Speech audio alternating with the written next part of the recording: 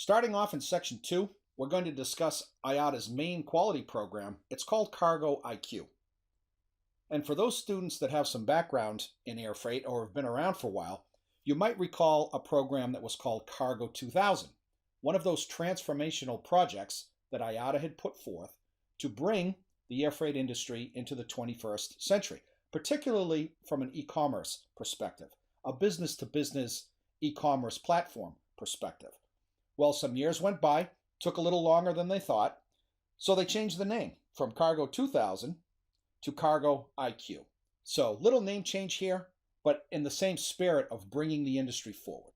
Cargo IQ is an IATA interest group comprised of 80 airlines, forwarders, handling agents, trucking companies, and IT providers, the behind-the-scenes information technology software providers that help to bring this mosaic of air freight players together.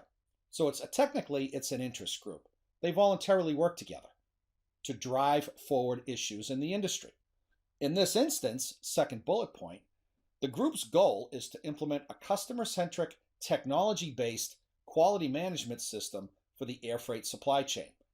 So TQM comes to air freight, total quality management, but technology-based, software-enabled. Within that spirit of using enabling technology, the real focus is on standardized processes, predetermined quality standards, and measurable KPIs, maybe a term you haven't heard before, a key performance indicator. So like many industries, IATA is looking to bring all the players together, standardize how they do things from a process perspective, from a paperwork perspective, from a physical handling of cargo perspective, from an accounting perspective.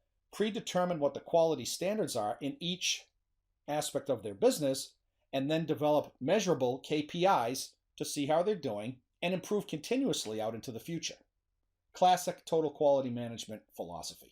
Continuing along with Cargo IQ, this process execution, because it really is all about the process of moving cargo, documentation, information, and funds, but process execution revolves around shipment planning and performance monitoring based on a series of shipment milestones.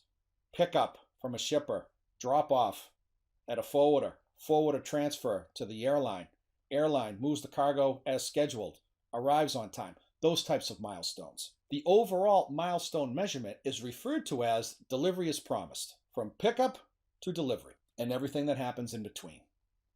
First sub-bullet point, each shipment as a part of Cargo IQ is assigned a route map, flight plan, route map, from pickup to delivery. Every route map has these predetermined milestones based on the routing of the shipment. Where's the flight originating? Where's it going to? Is there a connecting flight in the middle? How long is the actual flight itself? Things of that nature. Electronic alerts are generated when milestones are not met.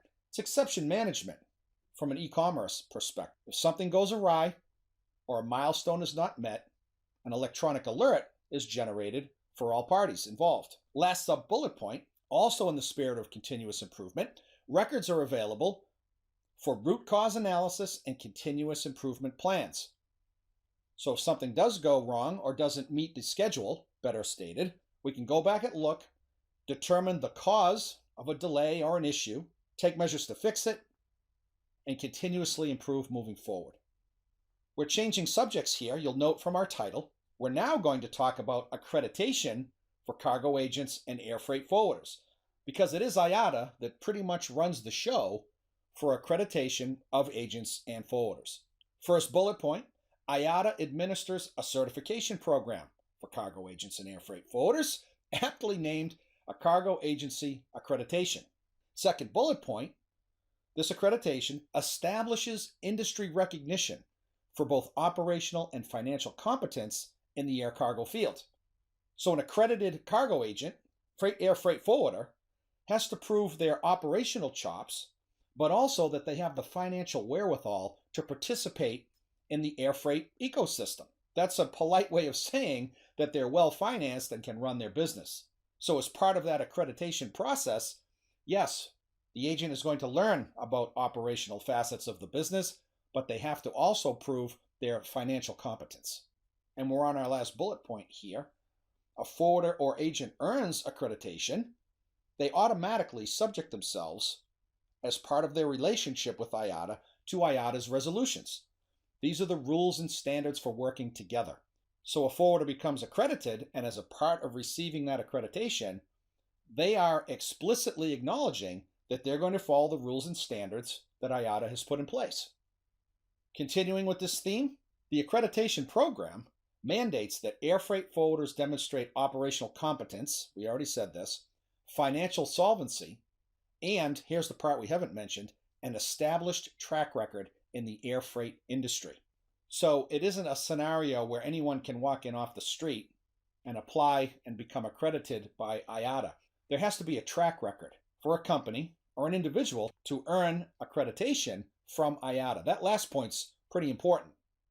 And when one applies for accreditation, it's a rather exhaustive process they have to go through to prove that established track record. Also, second bullet point, the accreditation program requires training in specific areas: air cargo management and dangerous goods. Third bullet point, once accredited, forwarders receive an IATA code that can be used to conduct business with member airlines.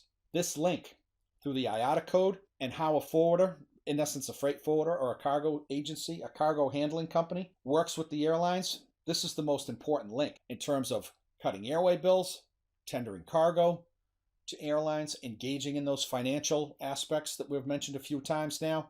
You really have to have that IATA code to be in the game of air freight forwarding. As a trade tip, let us say that cargo agency accreditation is not the same as being certified as an indirect air carrier in the United States.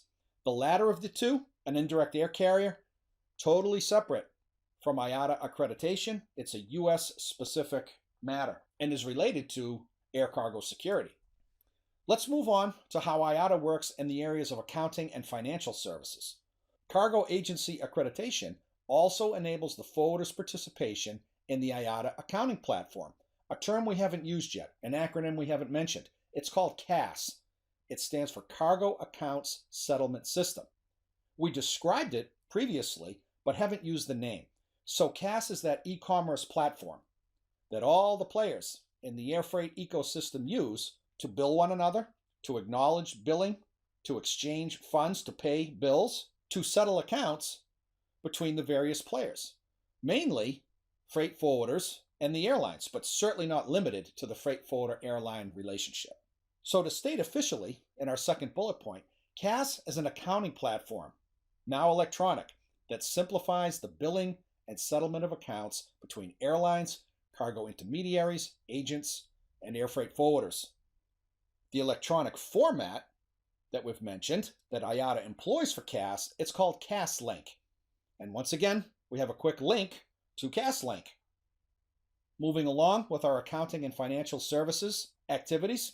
So CASLink capabilities include, once an entity is accredited by IATA and has an IATA code, CASLink allows for a sub-bullet point, web-based electronic transmission of information between CAS users. It's a general, all-encompassing statement there. Streamlined invoicing and collection of sales proceeds.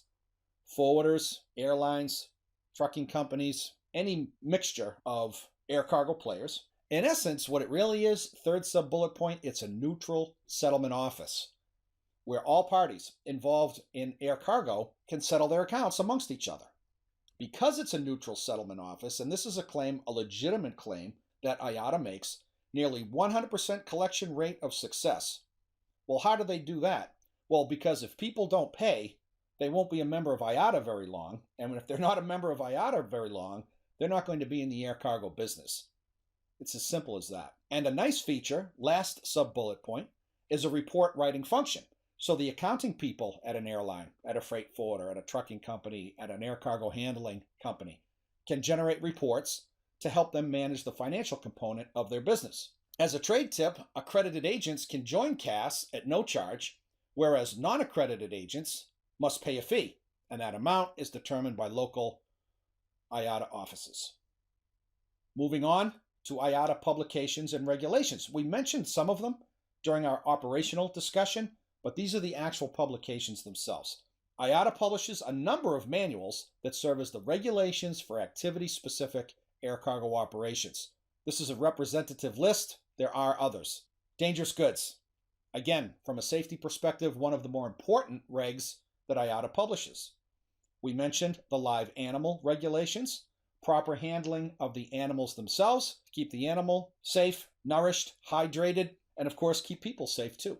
A whole publication on perishable cargo regs, lithium battery shipping guidelines, given the global use of lithium batteries, the Combined Cargo Conference Manual, and one publication that we'll be talking a lot about actually is the TACT, the Air Cargo Tariff and Rules. That's the publication that freight forwarders have used going back to the earliest days of air cargo to determine flight routings, cargo routings for shippers, as well as the charges, the per kilo charges that went along with the actual physical movement of the goods. But we'll talk about TACT more in just a bit. Industry training. And in the spirit of providing objective information, we here at the NEI have to acknowledge that IATA does a nice job. They offer over 40 online and or classroom training courses related to air cargo, and below is a partial list. Cargo Introductory Course, Air Cargo Management, Air Cargo Security, Audit, Quality, and Risk Management for Temperature-Controlled Cargo, and, from a financial viewpoint, Cargo Revenue Accounting Procedures. How to use CAS, basically. Last slide in this section, let's wrap up with some more industry training programs from IATA. Cargo claims and complaint handling. Things do go awry in the air cargo business, so there will be claims. What are the standards for properly handling them? Cargo revenue and yield management. How to best manage the assets, the aircraft that are being used to generate revenue and profitability. A whole training program on unit loading device operations, perishable cargo operations, and, wrapping up here, temperature control cargo operations.